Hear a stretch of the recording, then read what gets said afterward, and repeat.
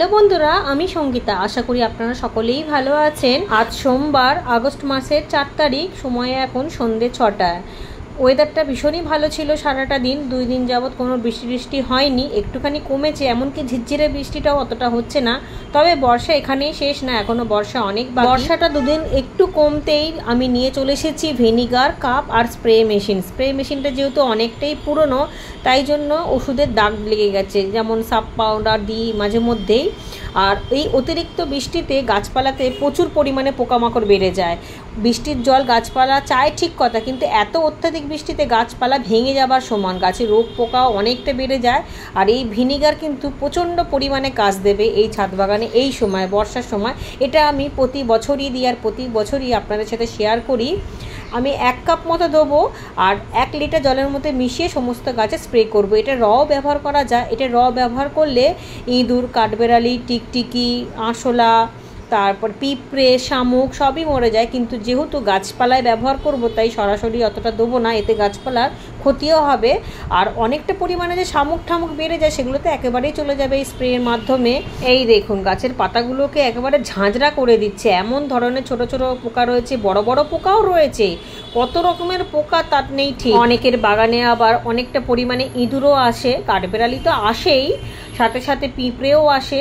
সেই সবই এইখান থেকেই দূর হবে, এই ভিনিগার থেকে। খুব ভালো ওষুধ, তবে বেশি মাত্রা নেওয়ার প্রয়োজন নেই। আর এটাতে গাছপালাতে কোনো ক্ষতিই হবে না, মাঝে মধ্যে স্প্রে করা ভালো। আমি 1 কাপ নিয়েছি বড় মাপের, 1 লিটার জলের মধ্যে মেশাবো একটু ভালোভাবে ঝাঁকিয়ে। সমস্ত ছোট বড় সবজি ফল সমস্ত গাছেই দিয়ে দেবো। এই ভিনিগারের তীব্র গন্ধেতেই সমস্ত পোকামাকড়, কীটপতঙ্গ সবই দূরে যাবে। আর একটা পদ্ধতিও আমি দেখাচ্ছি। একেবারে ভিনিগার 1/2 কাপের মধ্যে নিয়ে একটুখানি ছেঁড়া ন্যাকড়া ডুবিয়ে ডুবিয়ে যে কোনো গাছের গোড়ায় গোড়ায় রেখে দিলে সেই গন্ধেতে পোকামাকড় তো দূরের কথা, ইঁদুরও দূর পালাবে। এবং যদি কারোর বাগানে হনুমান বা বাদরের উপদ্রব হয়, সেই গন্ধেতেই কিন্তু তারা সরে যাবে। এর গন্ধটা এতটাই তীব্র। এই দেখুন, বাতিল করা ন্যাকড়া নিয়ে নিয়েছি, খুব ভালোভাবে ডুবিয়ে নিয়েছি। এবার নিকড়ে নিলাম, নিকড়ে নিয়ে সমস্ত গাছের গোড়ায় গোড়ায় দেওয়া যাবে। তবে বর্ষার সময় আমি এটা করি না, কারণ বর্ষার সময় বৃষ্টি এলে সবই ধুয়ে যাবে, সেই জন্য ভিনিগারটাই নষ্ট হবে। বর্ষা বাদ দিয়ে যে কোনো সিজনে কিন্তু এইভাবে দেওয়া যায়, ইঁদুরের আক্রমণ বা কাঠবেড়ালির আক্রমণ থেকে বাঁচানোর। পিঁপড়েও চলে যায়। আমি শুধু আপনাদের বোঝাবার জন্য এইভাবে দেখালাম। এইভাবে রেখে দেবেন, তাতেই কাজ হবে।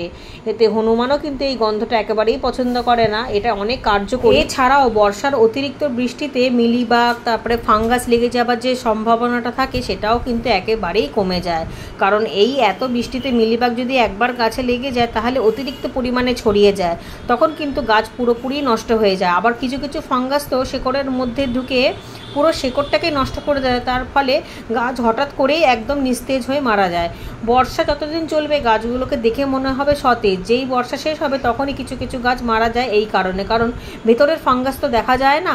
সেই জন্য যদি ভিনিগার এইভাবে গাছের গোড়ায়, পাতায় টাতায় স্প্রে করে দেওয়া হয়, মাটিতে স্প্রে করে দেওয়া হয়, তাহলে এই ফাঙ্গাস বা মিলিবাগের থেকেও অনেকটা রক্ষা পাওয়া যাবে। এই দেখুন, গাছের গোড়ায় গোড়ায় আমি দিয়ে দিয়েছি, কারণ এই সময় একটুখানি কেঁচো বা শামুকের উপদ্রব হয়। আবার কারো কারো বাগানে তো অনেকটা বেশি হয়। তবে প্রথম থেকেই কিন্তু দিতে হবে, একেবারে অনেক বেড়ে গেলে দিলে কিন্তু হবে না। আমি প্রথম থেকে হলুদের গুঁড়োও দিয়েছি, ভিনিগারও দিয়েছি, আবার লঙ্কার গুঁড়োও দিয়েছি, সব রকম পদ্ধতি দিয়েছি বলেই আমার বাগানে একটু পোকামাকড়ের উপদ্রবটা কম। আমরা যেহেতু ভালোবেসে বাগান করি, বাগান করাটা আমাদের একটা নেশা, তাই ছাদ বাগানের যত্ন তো আমাদেরকে অতি অবশ্যই নিতে হবে। ঠিক আছে বন্ধুরা, আজকের ভিডিওটা আমি এখানেই শেষ করলাম। সবাই খুব ভালো থাকবেন, সুস্থ থাকবেন।